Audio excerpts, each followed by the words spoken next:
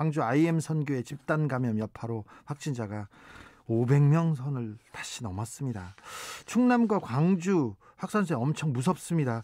왜 종교시설을 중심으로 한 집단 감염 이어지고 있을까요? 왜 또 종교는 이 코로나를 무시하고 이 코로나를 퍼뜨리고 있을까요? 조미듬 목사한테 물어보겠습니다. 안녕하세요. 네, 안녕하십니까? 네, IM 선교에서 운영하는 비인가 교육시설 TCS 국제학교라고 합니다. 광주.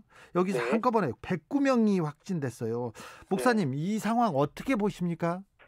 사실은 좀 저는 개인적으로 너무 슬퍼요. 왜냐하면 신천지 정광훈 인터컵 IM 네. 결국 외곽에서 점점 개신교계 안으로 들어오는 모양새거든요. 아, 그렇습니까? 예, 그리고 결국에는 이게 전부 다 방역 수칙이 제대로 지키지 않는 것이 명확하니까. 네.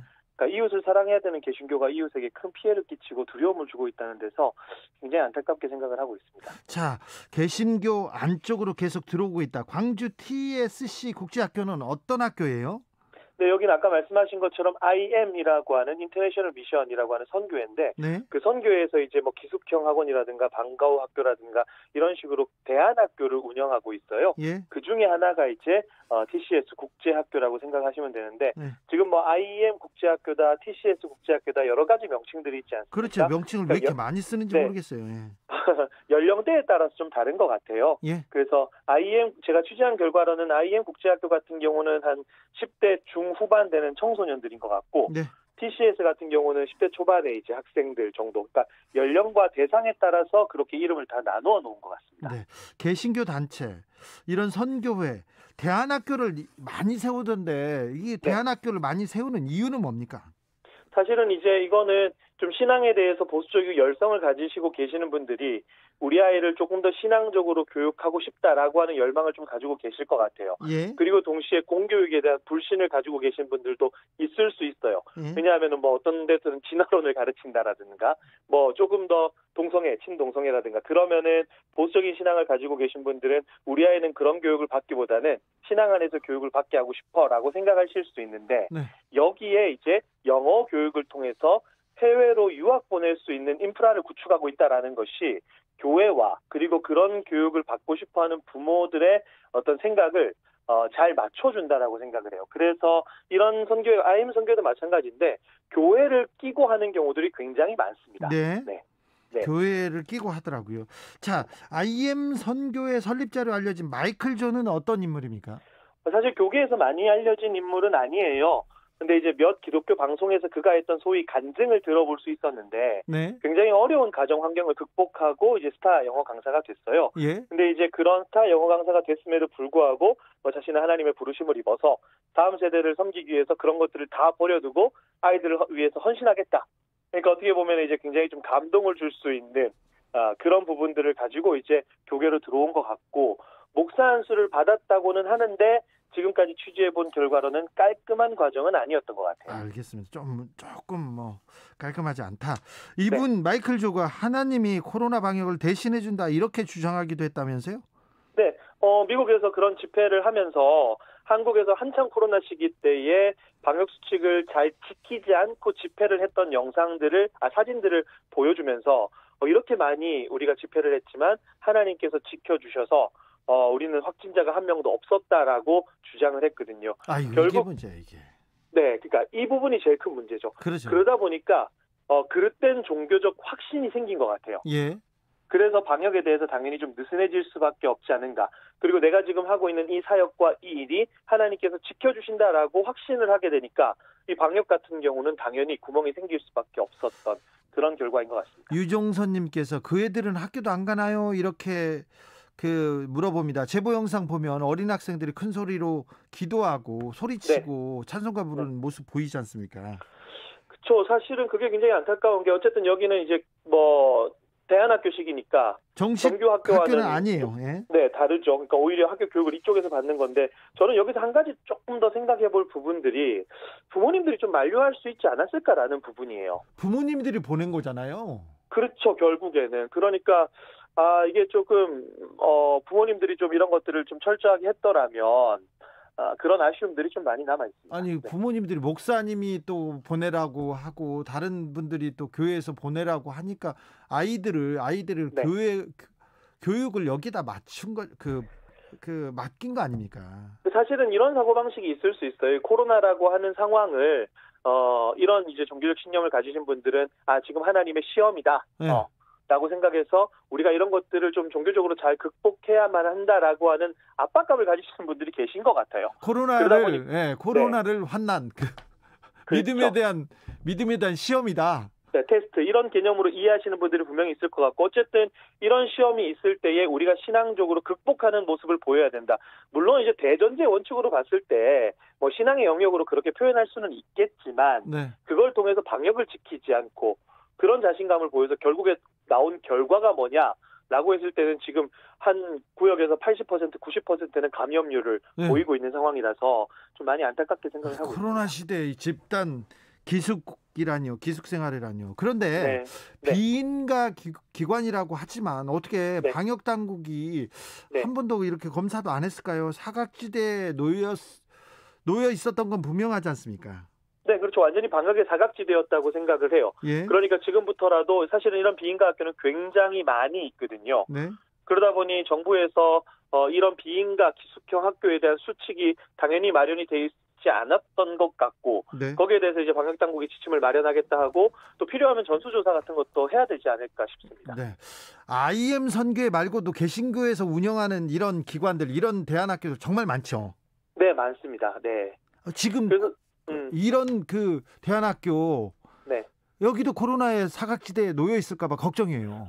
사실은 이제 제가 하는 인터뷰가 뭐 잘하고 계신 분들이 계시다면 그분들한테 좀 칼이 되지 않았으면 좋겠다라는 마음은 들어요. 예. 그러나 뭐 바이러스는 누구를 피해서 가는 것이 아니기 때문에 선제적으로 최선을 다해서 방역 수칙을 잘 지키고 하지 말라는 것은 좀 하지 않았으면 좋겠습니다. 그렇죠. 지금 우리나라에서 통계적으로만 보면 개신교 신자들이 제일 많이 걸리고 있습니다. 뭐 30% 정도라고 얘기하니까 예. 좀 안타깝죠. 이분들이 방역 대책, 네. 정부의 지침을 제일 많이 안 따르니까 그런 거죠. 결국에는 감염이라는 것은 방역 수칙이 뭐 잘 지켜지지 않는 상황 가운데서 벌어졌던 건 맞는 것이고, 예. 동시에 이제 마이클 조의 그런 강의 영상, 그리고 지금 뭐 인터콥 이런 부분들은 결국 우리가 아까 얘기한 것처럼 방역 수칙이 제대로 지키지 않았다라는 결론을 얻을 수 있으니까 네, 좀 안타깝습니다. 그렇습니다. IM 선교회하고 아까 말씀하셨던 인터콥하고는 어떤 관계가 있습니까? 둘은 사실 별개의 단체입니다. 그래요? 예. 우리나라에는 이런 어떤 선교단체들, 개별적인 독립적인 단체들이 굉장히 많아요. 네. 다만 이제 방역당국에서 둘의 연관성을 놓고 보겠다라고 했던 것은 이제 동선 자체가 혹여나 겹치는 것이 있을까라고 하는, 워낙 대규모 감염들이 나오지 않았습니까? 네. 그러니까 그런 가능성들을 열어두고 조사하겠다는 것이지, 사실 두 단체는 완전히 별개의 단체라고 생각을 하시면 됩니다. 자, 개신교 선교단체 인터콥, 네. 상주 BTJ 열방센터를 운영하고 있죠. 이 인터콥의 최바울 대표는 어떤 사람이에요? 여기는 이제 교계에서 좀 많이 알려진 사람이죠. 왜냐하면 어떻게 알려졌습니까? 인터콥이라는 단체가 사실은 역사가 좀 있어요. 예. 1983년도에 세워졌으니까 거의 40년 가까이 되었고, 그리고 이슬람 선교를 열심히 하는 단체로 많이 알려져 있는데, 최바울 대표 자체는 한국 교교의 굉장히 뜨거운 감자였습니다. 왜냐하면 인터콥이라는 곳이 선교를 열심히 하는 것은 맞는데, 예. 지금 나왔던 것처럼 음모론에 기초한 종말론을 설파를 했거든요.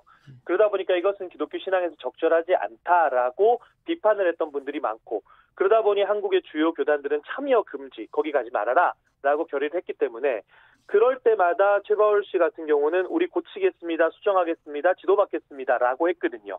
그래서 그런 문제를 잘 수정해서 좋은 선교단체로 키워가자라고 하는 일부 분들의 주장, 그리고 여전히 수정하지 않고 문제적 주장을 계속해서 하고 있다라고 비판하는 입장. 그래서 최바울 씨 같은 경우는 교계에서 굉장히 뜨거운 감자이죠. 알겠습니다. 사랑제일교회 전광훈 목사, 네. 요새 다시 본격적으로 활동하고 있는데 여기에 대해서는 어떻게 보고 계십니까, 목사님? 정치적 행보로 보여요. 네. 왜냐하면 대선이 다가오니까요. 늘 항상 그가 해왔던 것처럼 대선을 다가오는 준비를 하고 있는 것으로 보여요. 그래서 우리가 지난 8.15 때 수업료 톡톡이 실리지 않았습니까? 네. 그렇기 때문에 3.1절 범국민대회를 연다라고 하는데, 이거 절대로 하지 못하도록 적절한 조치가 좀 필요할 것 같습니다. 그 교계에서도 좀 막아주세요, 목사님들끼리. 사실 이게 너무 힘들어요. 왜냐하면 통제가 안 되는 거죠. 사실 개신교회 같은 경우는 굉장히 독립적인 기구이고, 동시에 제가 너무 안타깝게 생각하는 건, 제가 이제 정광훈 목사 사태 벌어졌을 때, 인터콥 사태 벌어졌을 때 늘 항상 했던 얘기가, 결국 이거는 하루 이틀 만에 발생한 문제가 아니라 오랜 시간 동안 누적된 것이 결과물로 나온 거라서, 동조와 방관, 심지어 동조하는 사람들도 있거든요. 네. 그러다 보니까 이것이 어떤 구속력을 가지고 통제할 수 있는 그런 상위 기관이 존재하지 않다 보니까, 네. 뭐 이렇게 통제를 한다는 것은 사실상 쉽지는 않은 것 같습니다. HSC님께서 코로나보다 교회 스트레스가 더 커요, 이런 얘기하는데, 개신교계 코로나 시대에 개신교에 대한 부정적 인식 확산되고 있습니다. 이건 부인하지 못할 것 같은데, 당연합니다. 개신교에서는 이걸 어떻게 보고 있습니까? 사실은 사실 입이 10개라도 할 말이 없죠. 너무 부끄럽게 생각을 하고요. 사실 일부라고 하는 표현을 제가 즐겨 쓰지 않아요. 그리고 그런 표현을 쓰면 안 된다라고 얘기를 합니다. 물론 수치로 따져보면 방역 수칙을 지키는 교회들이 더 많을 거예요. 많겠죠. 네네. 그럼에도 불구하고 어쨌든 정광훈이라든가 아니면은 인터콥이라든가 신천지도 마찬가지거든요. 예. 이것은 결국 교회가 건강하지 못해서 발생한 문제라고 우리가 생각을 해야 될 것 같아요. 예. 그래서 개신교회가 좀 자성의 목소리를 많이 내야 됨에도 불구하고 오히려 막 정부랑 지금 대립각을 세우는 이런 모습들 때문에 저도 개신교인이고 또 한 사람의 목사지만 너무 좀 슬프고 그런 상황입니다. 네. 대다수의 개신교회는 정부 방역 지침 잘 따르고 있죠? 네, 그렇습니다. 아까도 말씀드렸지만 수치로 따지면 방역 수칙을 지키는 교회가 훨씬 많다라고 저는 생각을 하고요. 예. 다만 이것이 교회를 바라보는 분들을 향한 변명이 돼서는 안 된다라고 생각을 해요. 예, 알겠습니다. 목사님, 네. 짧게 몇 가지만 더 물어보겠습니다. 네. 개신교 단체들은 왜 단체 생활 좋아합니까? 단체 생활이라고 하기보다는 어쨌든 개신교라는 것은 공동체잖아요. 이렇게 모이는 걸 왜 이렇게 좋아해요? 모이는 걸 좋아한다라기보다는 어쨌든 교회라고 하는 것이 있기 때문에 지역교회를 통해서 신앙생활하는 것이 사실상 이것이 다른 이에게 피해를 주지 않는 거라면 네. 우리의 신앙 정통처럼 함께 모여서 예배드리고 교제하고 하는 것을 굉장히 중요하게 생각했기 때문에, 그리고 신앙생활이라는 것이 혼자 유지하는 것은 굉장히 어렵지 않습니까? 그래서 함께 모이고 예배드리고 교제하는 것, 이런 것들을 굉장히 중요시하게 생각을 하고 있습니다. 네. 어렸을 때도 교회 빠지면 주일 빠지면 굉장히 죄를 짓는 것처럼 느껴졌고 성경학교 안 가면 그랬던 것 같은데요. 네네. 목사님, 대면 예배가 그렇게 중요한 건가요? 사실 대면 예배가 중요합니까? 라는 질문에서는 저는 중요하다라고 얘기를 할 수 있겠어요. 그러나 이런 예외적이고 특수한 상황에서, 특별히 사람의 생명을 해할 수 있는 전염병적인 상황에서 네. 대면 예배를 고집하는 것은 분명히 잘못이다라고 말씀을 드릴 수 있을 것 같아요. 네, 목사님, 알겠습니다. 네. 우혜진님께서 저희 형부는 뼛속까지 크리스찬인데요, 집에서 예배드려요, 이런 분들 많습니다. 그럼요. 네. 네네. 7674님은 우리나라 영세 자영업자들은 정부 통제에 잘 따릅니다. 그런데 왜 같은 자영업자인 교회는 안 따릅니까? 이렇게 얘기합니다.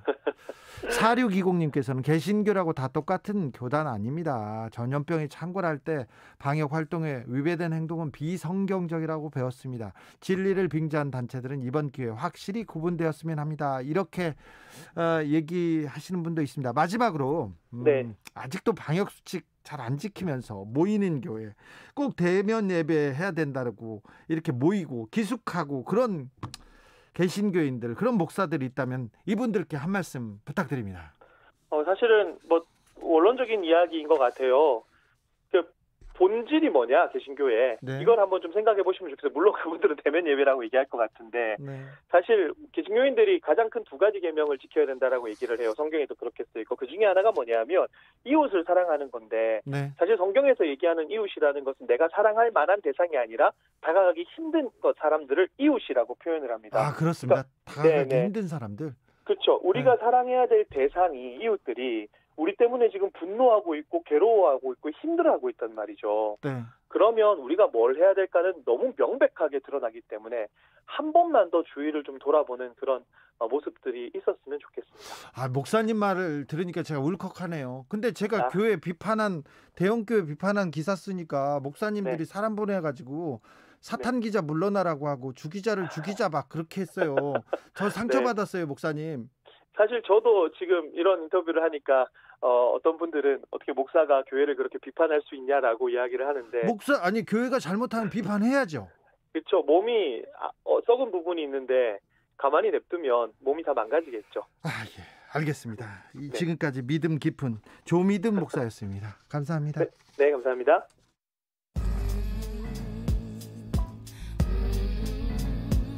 나비처럼 날아 벌처럼 쏜다. 주진우 라이브.